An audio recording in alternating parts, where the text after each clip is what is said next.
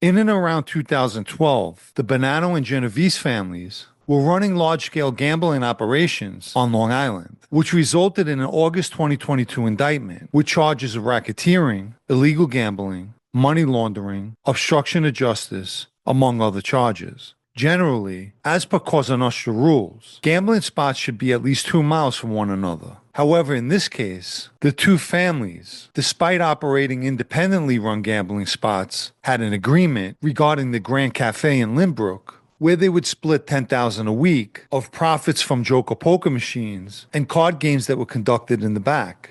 Responsible for the Long Island gambling operation for the Bonanno family was Captain Anthony Pepitone, and Captain Carmine Polito was responsible for the West Side.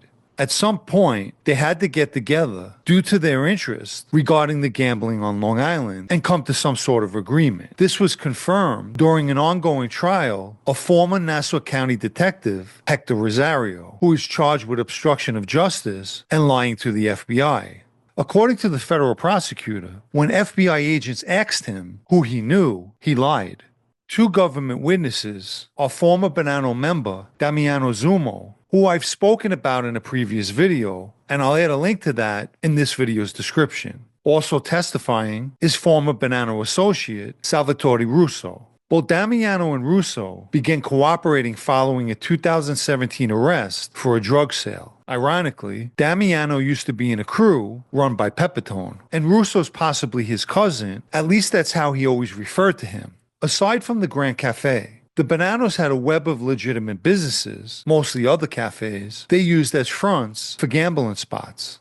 Many viewers have inquired as to what racket is the mob's moneymaker, and gambling from the mob's inception has always been one of the more profitable rackets and still is. Over time, the Bonanno family began experiencing a common trait in the mob, greed, when it came to coexisting in Long Island's gambling scene. Basically, the Bonannos didn't want to play nice. Russo had a friend of his who happened to be Rosario, the former detective, that he employed to deal with the gambling competition. And Rosario would put pressure on rival gambling spots. Like, for instance, he visited two Gambino-run gambling locations, as well as leaked information to the Nassau County DA's office regarding another Gambino spot. According to Russo, he paid Rosario roughly about $8,000 to crack down on their competition. But in order for Russo to sic Rosario, a Nassau County detective at the time, on other family-run gambling spots, he had to first receive permission from a higher authority, which would be Pepitone. And obviously permission was given. The Genovese family, who actually kept their end of the agreement as far as gambling on Long Island went, had an associate by the name of Salvatore Rubino, nicknamed Sal the Shoemaker, who had a shoe repair shop in Merrick, Long Island, one that doubled as a gambling den. Rubino would eventually be indicted in the 2022 indictment and also began cooperating. He operated his backroom casino mostly at night out of the view of his shoe repair customers. In 2013, Rosario showed up at Sal's Shoe Repair with two other guys who were all wearing jackets, identifying them as police, with their badges hanging in plain view. According to Rubino, he spotted them when he headed out front to smoke a cigarette. Rosario pointed for him to open up the shop's door and showed him his badge. When Rubino opened the door, all three men barged in and pushed their way to the back, where the small casino was located. Rosario wanted to know who was in charge, and at some point, he instructed one of his police friends to smash the screen of a joker poker machine, which was done with a flashlight.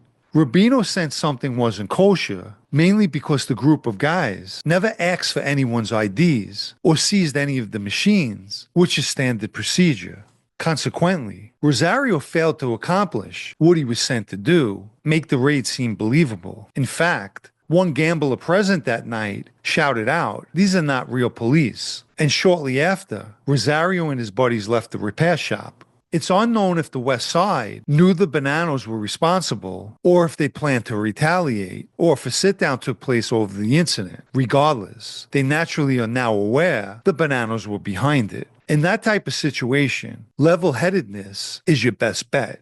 Torching or busting up a rival's gambling spot only draws law enforcement attention, something nobody wants. But a person going to a sit-down over this matter with a brain can walk away taxing the Bonannos for their misdeeds. Clearly, the Bonannos are at fault and wouldn't have a leg to stand on during a sit-down. And if the person representing the West Side lost the sit-down, they should have to hand their button in, as it's an easy win. Long Island's a place where you have a large police presence, and for the most part, they have nothing to do. For instance, one night I had a fight in a place, and the entire 7th Precinct in Seaford showed up. Anyway, after the fake raid attempt, Russo was worried about retaliation. As he explained from the witness stand, he was worried about the hospital, cemetery, or anything if the West Side found out. All things one should think about before doing anything like that in that life. When the dust settled, 9 people were indicted, including members and associates of the Bonanno and Genovese families. Just this past December, Carmine Polito was sentenced to 30 months for operating an illegal gambling business and attempting to extort a customer who owed him money, and told an associate on the phone to relay the following message: "Tell him I'm going to put him under the fucking bridge." I believe Anthony Pepitone is still out on bail and will more than likely take a plea. Typically, the sentencing range for gambling doesn't call for a great amount of time. If you haven't liked this video yet, please do, as it helps with YouTube's algorithm. Also, if anyone would like to show their appreciation for videos like this, or more importantly, help me to continue making them, you can do that by donating with the Super Thanks icon down below or through the PayPal Cash App links in the video's description.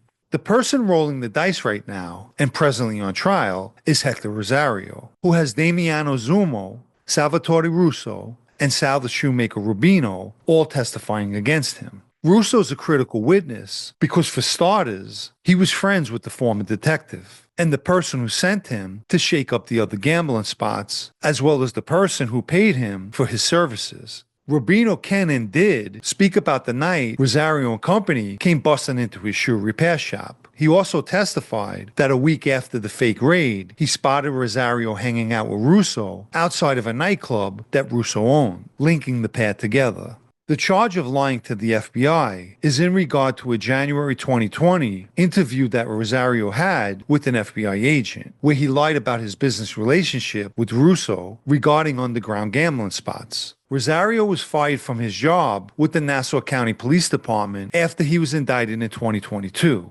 During her opening statement, the AUSA told the jury he chose the crime family over the public he swore to protect. A somewhat true statement. As a police officer, he did take an oath to protect the public. However, Rosario chose the money that the crime family was offering him, and that's a better way of putting it.